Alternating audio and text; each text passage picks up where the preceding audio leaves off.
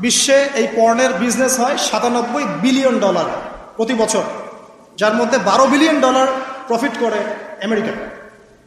খোলামেলা কথাগুলো, এটা ইন্ডাস্ট্রি একটা। এটা দিয়ে মুসলিম যুবকদের নৈতিক চরিত্রটাকে শেষ করে ফেলা হচ্ছে।